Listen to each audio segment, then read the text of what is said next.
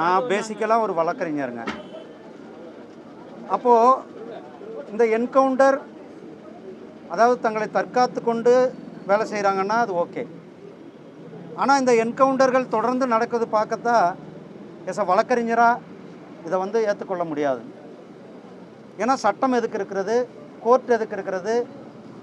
நீங்கள் அவர்கள் குற்றவாளிகள் என்று முடிவு செய்ய வேண்டியது கோர்ட்டு, சட்டம் இருக்கிறது. நம்ம ஜனநாயக நாட்டில் இருக்கிறோம். அப்படிப்பட்ட சட்டம் தங்களுடைய கடமையை, குற்றவாளிகளை சட்டத்தின் முன்னால் நிறுத்த வேண்டியது தான் காவல்துறையினுடைய பொறுப்பு. அவர்கள் சட்டத்தின் முன்னாடி நிறுத்தி அவர்களை குற்றவாளிகள் என்று சொல்லி அவர்களை நிரூபிக்கும் வரை அவர் குற்றவாளி தான், குற்றம் சாட்டப்பட்டவர் தான். அதனால் சட்டத்தை காவல்துறை கையில் எடுத்துக்கொள்வது என்பதை ஏற்றுக்கொள்ள முடியாத ஒரு சம்பவமாக தான் நான் பார்க்குறேன். அண்ணா, நீங்கள் ஒரு விஷயம் தெரிஞ்சுக்கோங்க. இந்திய தண்டனை சட்டம் வெள்ளைக்காரங்களால் கொண்டு வந்தது தண்டனை கொடுப்பதற்காக.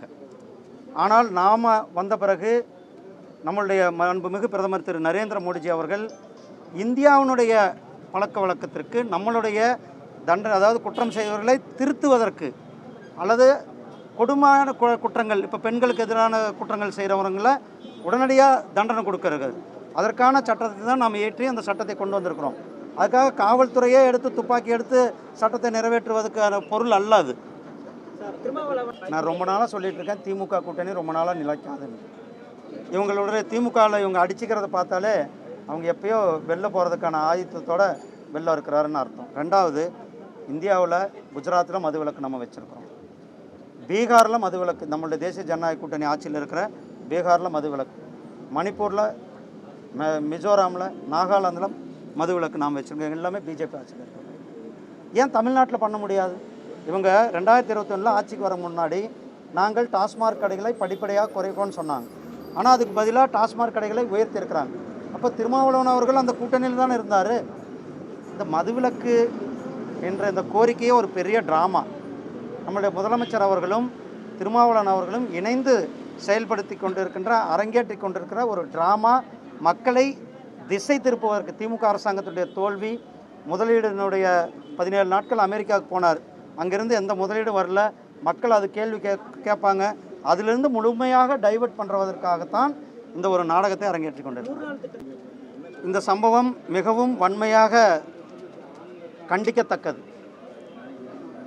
அதாவது அந்த சகோதரர், நான் வீட்டுக்கு காலையில் அவங்க வீட்டுக்கு போயிட்டு அந்த தம்பிக்கிட்ட நலம் விசாரிச்சுட்டு வந்தேன்.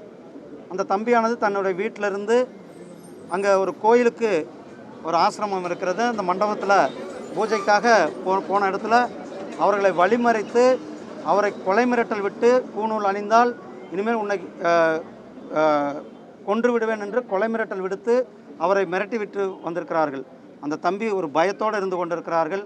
காவல்துறை உடனடியாக இதில் முறையான விசாரணை செய்து குற்றவாளிகளை கைது செய்ய வேண்டும் என்பது தான் தமிழக பாரதிய ஜனதா கட்சியினுடைய கோரிக்கை. முதல்ல அவர் சந்திக்கிட்டோம்.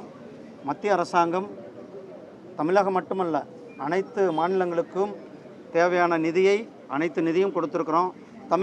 நம்மளுடைய நிதியமைச்சர் அவர்கள், மரியாதைக்குரிய அம்மா நிர்மலா சீதாராமன் அவர்கள் ரொம்ப தெளிவாக சொல்லி, தமிழ்நாட்டுக்கு நம்ம கொடுக்க வேண்டியது எந்த பாக்கியும் கிடையாது, ரொம்ப தெளிவாக சொல்லியிருக்கிறாங்க. அனைத்து நிதியும் கொடுக்கப்பட்டிருக்கிறது.